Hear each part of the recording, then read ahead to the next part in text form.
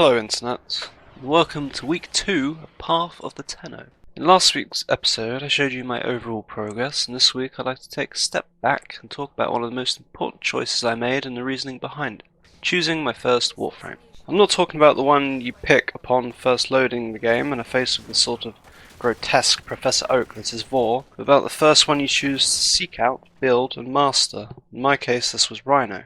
Choosing the first Warframe you really want to invest some time in can be a rather daunting experience. There's quite a few of them and they're all vastly different, serving a lot of varying functions that can be unintentionally vague in the game's codex.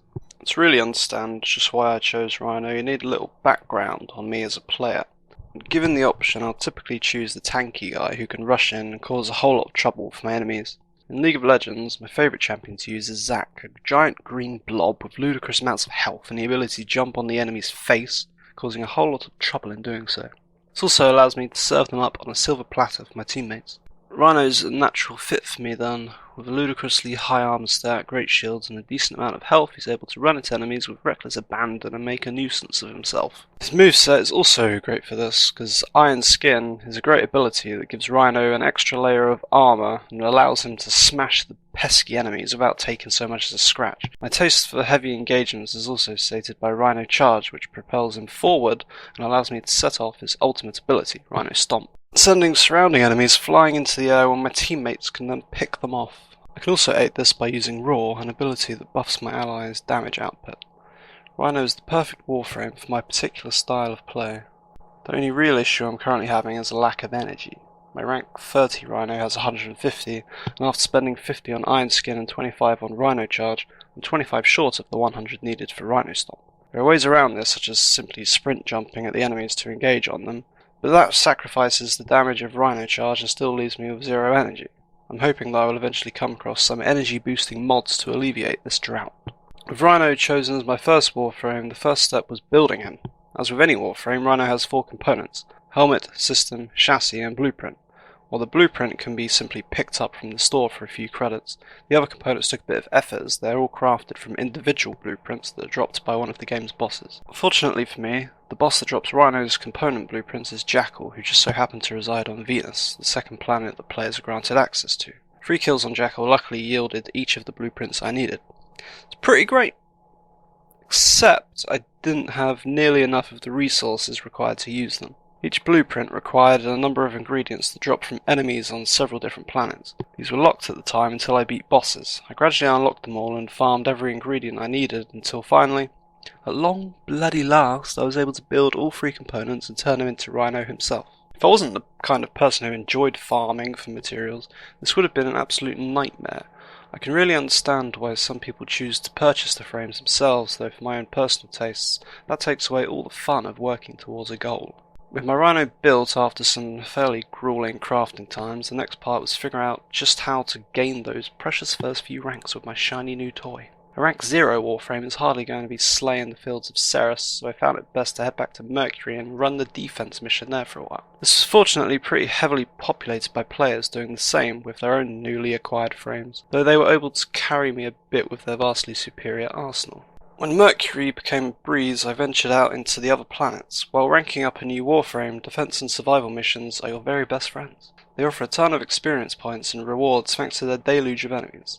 They also offer you various chances to punch out of the mission when you start to feel the pressure of the ever-increasing number of enemies. Defense offers you a chance to flee with your loot every 5 waves, and you can exit survival at any point after the 5-minute mark. You'll gain a new reward every 5 minutes thereafter. As long as you play it smart and know your limits, you can generally gain a rank every mission. With a few ranks under Rhino's belt, I was able to start adding some mods. I have all of his abilities in there, and I've decided to capitalise on his huge tank ability by leaning heavily on shield, armour and health mods. I initially put a lot of ranks into redirection due to some unfortunate misinformation that Iron Skin scaled off shields rather than power strength. Fortunately, there's no real punishment for making mistakes like this aside from using up a lot of fusion cores, and even then it's not really wasted as I have a pretty beastly amount of shields now. Upon discovering my error, I immediately decided to rank up Steel Fiber to boost Rhino's crazy base armor stat of 190 to even more ludicrous levels. I've also been ranking Vitality, though due to the fact that I rarely lose health thanks to Iron Skin and redirection, I'm thinking of just dropping that in favour of something more useful. It seems as though anything that can get through both Iron Skin and all those shields will make short work of the smaller amount of health. While I initially had fast deflection equipped to speed up the long wait for Rhino's enormous shields to recharge, I found it wasn't really worth it as popping iron skin gave me all the time I needed to do so. The mod capacity was better used on the additional ranks of my other mods. In the future I'll definitely be ranking and equipping an intensify mod to increase the effectiveness of iron skin. It's far too much fun to watch enemies take swipes at me that are as effective as slapping me with a wet fish, while my axe makes short work of their friends. I'll also be seeking out flow to increase my energy pool and alleviate the previous mentioned issues there. Beyond that, I'll have to experiment to see what else fits my playstyle. And that's really what choosing your first Warframe and building upon that comes down to, playstyle. In other games like League of Legends, Dota and even StarCraft 2, there's far too much encouragement for going for the overpowered characters and builds at the expense of your enjoyment. The great thing about Warframe is that you don't need to do this.